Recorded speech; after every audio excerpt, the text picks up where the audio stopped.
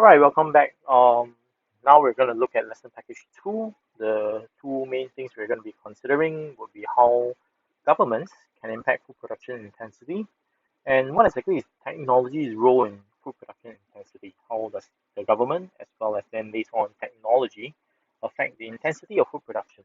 Okay, so this is what we'll be looking at in lesson package two.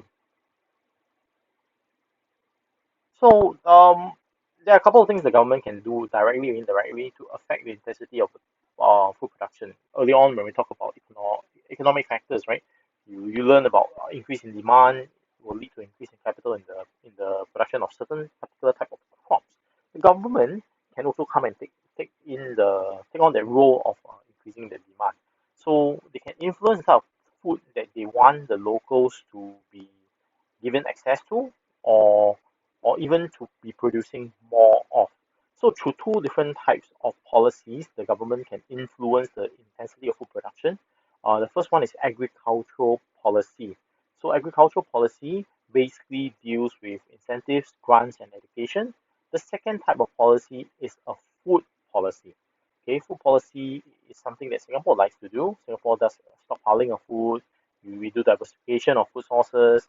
In the past year or so, or with the COVID experience, you have seen multiple times the minister that is in charge of food resources going out to visiting the stockpiles, showing the people that we actually have no need to go and stockpile your own rice at home, stockpile eggs, stockpile whatever toilet paper or whatever you need. That we have stockpile of food, okay, ready stockpiles that will last Singapore for a good period of time. Okay, and we have also been more aware of this idea of diversification of food because of the situation that we've been in and the fact that when the COVID situation first started, you did have some countries locking up their borders, and being a totally reliant country like Singapore, if we didn't have diversity of resources, we would be in big trouble. So government policy is basically what the action the government wants to take to create a specific situation that will affect the type of food production you are looking at for your country and for your people. Okay, so when you look at agricultural policy, right, what do we mean by agricultural policy? How can the government then affect what you as a farmer plant, right? So there are certain things that the government can come in and do. Okay, they can give you resources in terms of money, land. They can dictate that your land can only be used for maybe a variety of five different crops, as opposed to you can plant whatever rubbish you want to plant. So when you come in as a government and you impose the agricultural policy, right, where your farmers now are all told, okay, if you live within this particular district or this particular state, then you are only allowed to either plant rambutans, durians, or mangoes. Right? Then all the farm owners in the area who used to plant something else will have to pivot because of the government policy. Okay. Now, because you are a good government, you know and you understand that there are people who used to plant lychees in your area. Now they cannot plant lychees anymore because of your agricultural policy to capitalize on the rising prices, global demand of your rambutan, durians, and I can't remember what was the third crop really, right? Because of, you want to meet those rising demands, what can you do to help your poor lychee farmers? Okay, you give them education programs, right? You give them the seed variety, right? It could be free, it could be at a highly discounted price, it could be on a loan that they don't need to pay immediately, they have a longer term of repayment to the government.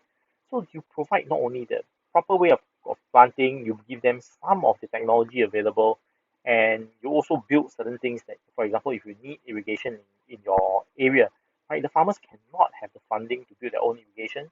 The government can come in and build certain infrastructure for the farms. So by adjusting your agricultural policy like this, you are able to then, as a government, direct what your country produces in terms of type of food. Okay, there are several examples in your textbook that talk about the agricultural policy. I think the one there's more emphasis is on the FELDA scheme, which is a agricultural policy adopted by Malaysia to push local farmers into producing cash crops like palm oil, initially rubber, but then in the past 40 over years they have pivoted across because demand for palm oil is increasing. So they have now push people away from what they've been planting and then pushing them into this palm oil plantations. Okay, the other example you can list is the Thai royal family. Okay, Thai royal family shares a lot of agricultural research with their local farmers, so they do a lot of genetic modification, they do a lot of selective breeding, and they do a lot of research about what are the ideal conditions for planting certain type of crops. And these are shared freely with the local Thai farmers to enable them to pivot and to intensify production of certain crops that will, in the end, lead to higher income for the farmers. Food policy, once again, Singapore is a good example of who uses food policy. Our food policy is very useful because it allows the government to control how and where the food is obtained, okay, how it's distributed, how it's purchased, and how it's packaged. So when you have a strong food policy in your country, right, you tend to have strong food security. There's no worry about next availability of food. Uh, Stockpiling is one of the key methods that is done. Okay, when you stockpile means you buy excess amounts of food and then you release in a controlled measure to your local population, not free of charge. It's released through your normal purchasing uh, avenues to ensure that there is always a consistent supply. And when this consistency in supply, what you end up controlling is price fluctuations. Because if there's consistent availability of different types of food, what you end up having is the price will not jump up and down because of a sudden drop in supply or sudden spike in supply. Okay. The second type of food policy consideration that governments can do is diversifying the food source. Normally, right? Normally, under normal circumstances, when we are doing this part here, I would encourage you to go on to one of the online retailers, be it FairPrice.com or maybe Cold Storage online, and check where do you get our chicken, our frozen chicken from. And you'll be surprised we don't get our frozen chicken only from Southeast Asia. We have frozen chicken that comes from the different major continents of the world.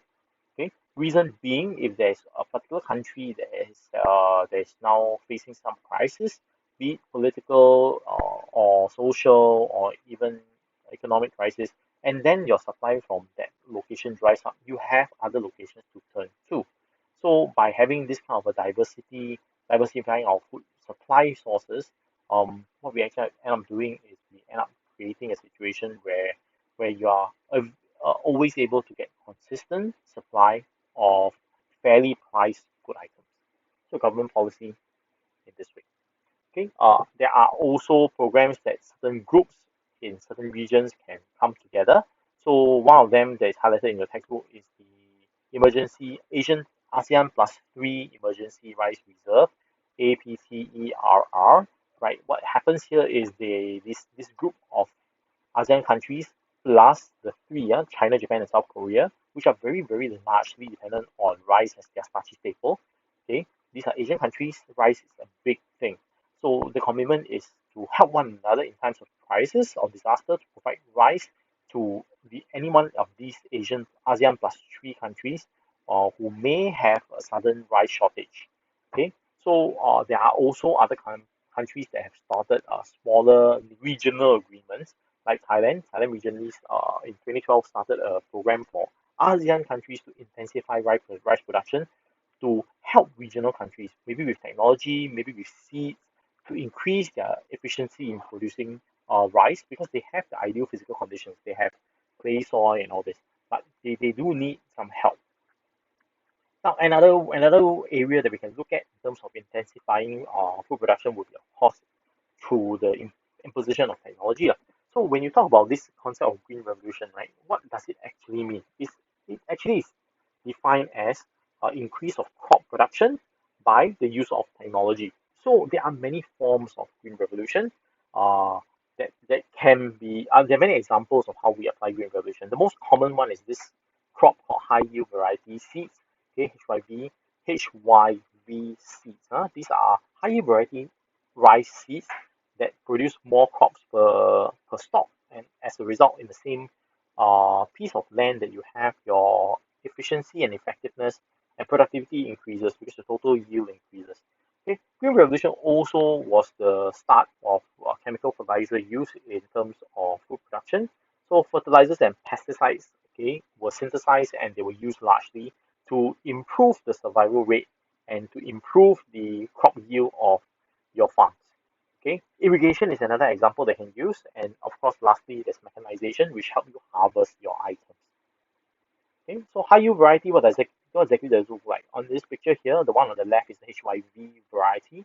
The one on the right is your regular rice. So you can see, right, every stock has so much more additional rice grains. Does it actually take up more space on the farm? No, it doesn't. Does it take more nutrients? Slightly more. So you do need better fertilizers. But look at the output increase. Okay. Other things that are genetically modified include things like you have a shorter stem, so it doesn't break so easily, and it is actually more drought and flood resistant, so it's less reliant or less fragile in the face of shifting climatic conditions. So when we talk about pesticides, okay, so examples of spraying pesticides. So you see when you talk about farmers, right, Southeast Asian farmers tend to be very, very poor because they tend to be part subsistence, not all commercial. But when you talk about American farmers, they are the ones who fly a plane to drop pesticides. So if you're going to marry a farmer, right, please remember marry the American farmer who has a couple of aeroplanes in his farm, okay, not the poor Asian farmer. Right. So what are the benefits of having chemical fertilizers and chemical pesticides? The biggest advantage is basically is customized. So when you have things that are customized, what you end up doing is you end up having things that can be absorbed very quickly, things that can help the plants directly, and can kill specifically the type of pest that is hurting your farm. Okay, so improve irrigation. These are very large irrigation machines. So when you have the ability to do irrigation, then you have unlocked the dry season for growing as well. Because without irrigation processes, what you are doing is only waiting for the wet season to do natural irrigation for you. So at the very least, when you unlock a dry season for growing, right, you have doubled your harvest. Okay, at the very least, right? If you use improved irrigation together with your HYV seeds, you will have more than double, maybe 3 times or 4 times what it would normally have had been. Mechanization saves time. Okay, basically it saves time. So you have things like your combine harvester, your tractors. The mechanization can also be done to help you in 4 key processes in farming. Okay, preparing the land, right, seeding, weeding, and even harvesting. So mechanization allows the farmer of a commercial farm to reduce the total amount of human labor that he now needs to employ. Okay, mechanization also increases in a roundabout way the amount of salary the farmers or the workers on the farm will earn because you now need a certain skill level. You're controlling machines. You're not just doing the physical manual work. So mechanization works for everybody. So when with that, we've actually covered agricultural policy, food policy, okay, green revolution, the 4 main types, how use HYV helps, how chemical fertilizers and pesticides help, how irrigation can help, and how mechanization can help. So take a look at the factors that we have listed in this section here. The exercise that I need to do for this section is to craft an assessment paragraph. I will give you the three, the 3 factor paragraphs, and you will have to craft an assessment paragraph for the open-ended question. You don't have to craft the factors, you only need to craft the assessment paragraph. Okay, so I will put up the exercise and you need to get that done for me. Okay, before moving on to the final package.